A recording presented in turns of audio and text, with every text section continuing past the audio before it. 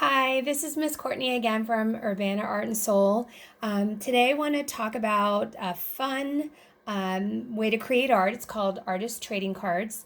Back in the 90s, I guess, I was a part of this artist movement where artists would create many pieces of art on cards, like trading cards, like you would this hockey sports card, baseball cards. Here's a popular Pokemon card.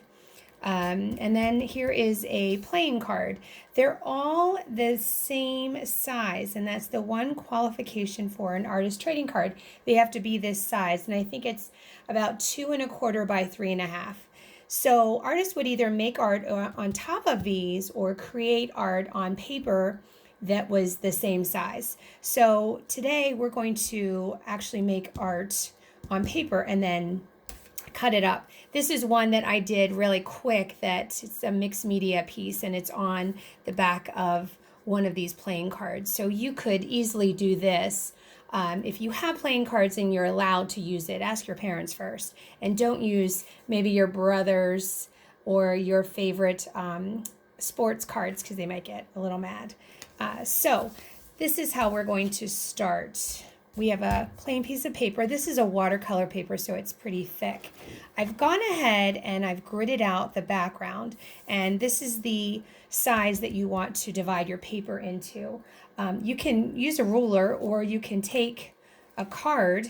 I took just a card from a deck, and I went ahead and I put it on my paper, and I just made the lines, and I went through. So we know that this is how we're going to cut our paper easily. So you flip it over and you're going to use the front part that does not have the lines on it to create your art.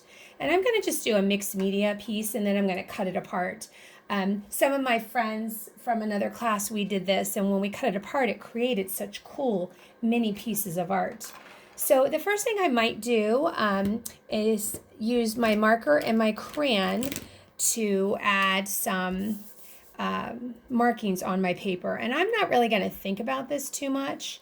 That's the fun part of it. So I'm actually going to just make some lines. And again, I'll tell you, scribble is fine in art when you're meaning to do it. So I want to use the scribble because I want to have some nice markings on my paper. And I'm just going to take some colors that I think are going to really blend in together really well. So the orange, the pink, and the purple are really going to look nice blended together. And I think what I'm going to do too is I'm going to use some crayons, and I'm going to make some marks that I know are not going to slip away when I put the water on top of it. So I might up here, I'm going to do some circles, and then I might do some bold lines like this, and then I might do that, and I might get the black. I like using black to make some circular pattern if I have a black. I'm not sure if I have a black crayon. Here's one. I might do this to do kind of a mid-century modern pattern. They use a lot of circular patterns. Okay, then I'm just going to get water, plain water, and I have it in my water bowl. This is kind of my dirty water bowl, but I use this over and over again, and my wet brush, and I'm going to just go over the top of it and see how that starts to blend in. It's really nice. And again, over the crayon, it's not going to disappear. The crayon's going to stay, which is why we did that, because we want some to be a definite marking on it. So I'm going to go over it. And then what I like to do is I like to do a little splattering. And if you have a watercolor set, we're going to use that. You can use a Crayola watercolor set, or I have something like this that has a lot of colors. Whichever you have. You're going to go ahead and I like to do some splattering on the top like this. It already looks really cool. I haven't really done too much to it. And I might really get some wet parts over here. And what we're going to do is what we call a wet on wet technique. See how this is nice and wet right here? We're going to change our color to something that's a little contrasting. I'm going to take some red. And when I go over the top of it, you can see it. And it's making a really nice pattern right here. It's kind of blending it together. Another thing I can do is I can take some things like caps like this, and I've used these a lot, as you can see, and even some other things to make some markings. And this is just a square tub that I use for my paint, but I'm going to use this part of it to make that square impression. And if you have some acrylic paint, you can use it. If you don't, it's okay. You don't have to use paint to make the markings. You can just use your crayon and your markers and your watercolor.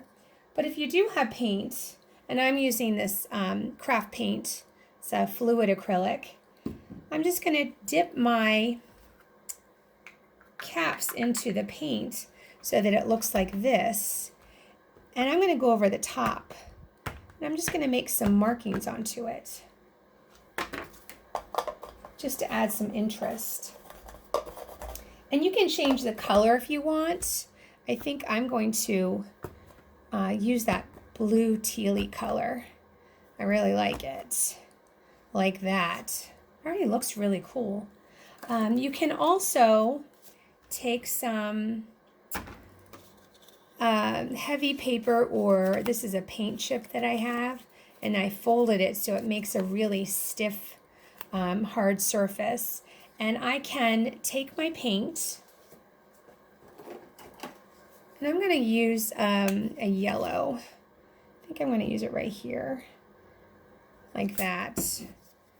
And I'm going to take that blue, and I'm going to add another one. Whoops, didn't mean to move it. And I'm just going to go over the top, kind of like this, and blend that color. I love to use a squeegee when I make art, and this is kind of our makeshift squeegee because we don't all have one. So I wanted to show you in a way that you could use something at home.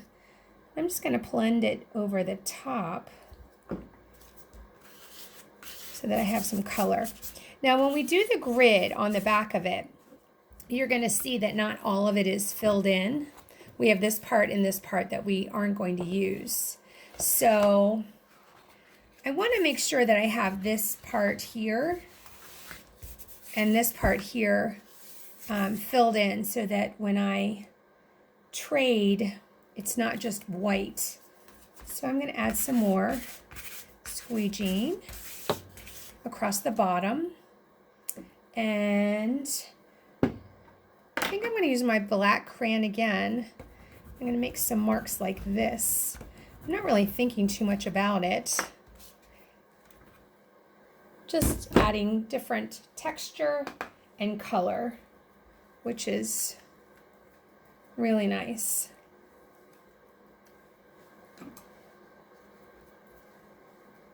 And then when I'm done, we might need to leave it to dry for a few moments. It's still kind of wet.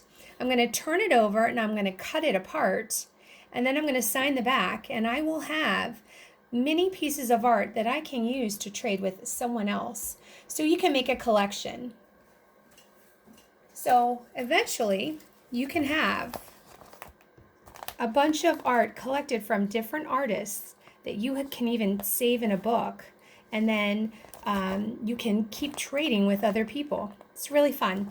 I hope you enjoy it. I hope you continue, and I can't wait to see what you make. So make sure you share or send us a picture. Bye.